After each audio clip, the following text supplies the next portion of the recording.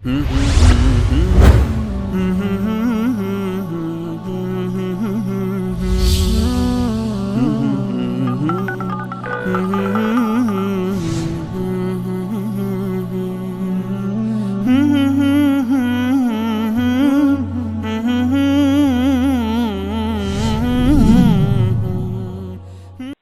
الله الرحمن الرحیم. ضمن عرض سلام خدمت اساتید عزیز و ارجمند جناب آقای انصاری و آقای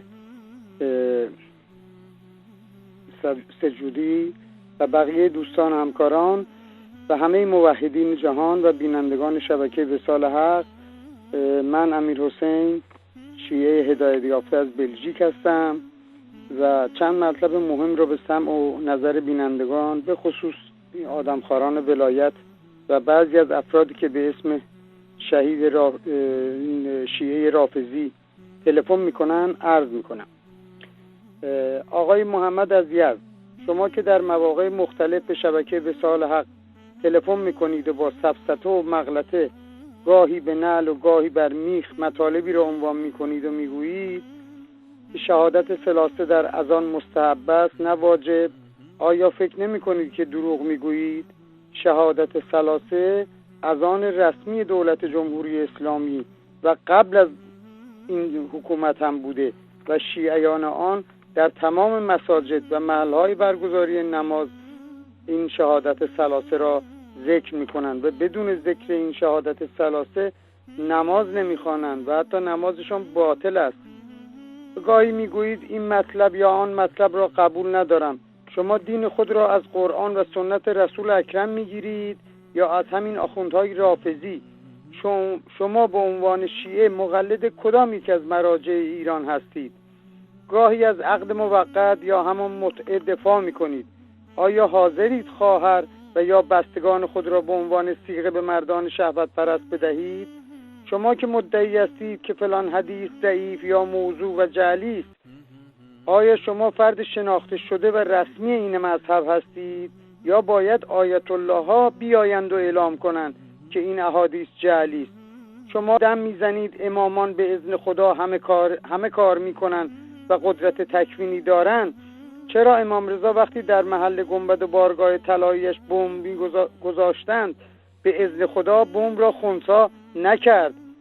یا به اذن خدا جام زهر را از مأمون میگرفت و تبدیل به شربت گوارا میکرد؟ آقای رضوی از قم که من خودم سالها در قم زندگی کردم، در محله خاکفرج نزدیک قبرستان وادی السلام قم و محل کارم نیز پل آهنچی بوده، شما دین خود را از که میگیرید؟ مگر نه اینکه از همین مراجع حوزه قم و مشهد میگیرید؟ شما چه کاره هستید که میگویید این حدیث یا آن حدیث قبول ندارم؟ شماها مانند ارباب بزرگتان خمینی دجال دروغگو هستید. خمینی که میگفت حفظ نظام بالاتر از نماز است. شماها که میگویید امام رضا دست به تابلوی آویزان به دیوار که تصویر یک شیر در آن کشیده شده به اذن خدا با آن تصویر دست میکشد، شیر در تصویر زنده میشود و از تابلو بیرون میآید، کور را شفا میکند. مگر نمیدانید خداوند قدرت شفا دارد؟ یا من اسمه دوا و ذکره شفا. شماها بتپرستان قرن 21 هستید. شماها مگر نمیگویید دشمن اسرائیل هستید؟ نیروی زمینی و هوایی دریایی ارتش، نیروی زمینی و دریایی و هوایی سپاه پاسداران و همچنین سپاه قدس را دارید.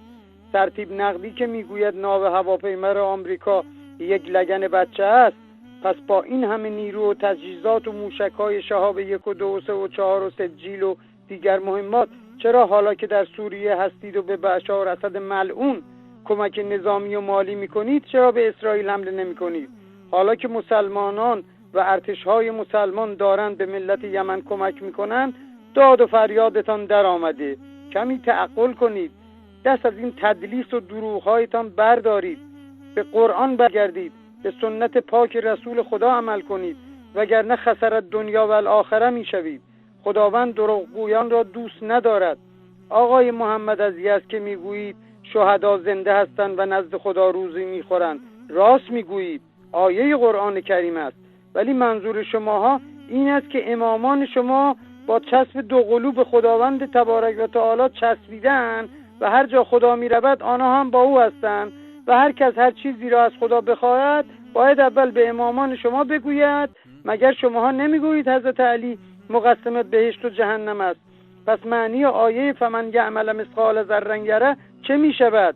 اگر قطره اشکی بریزید برای شهادت حسین ابن علی، هر چند بزرگترین گناهان را هم کرده باشید، به خاطر آن چند قطره اشک به بهشت می روید.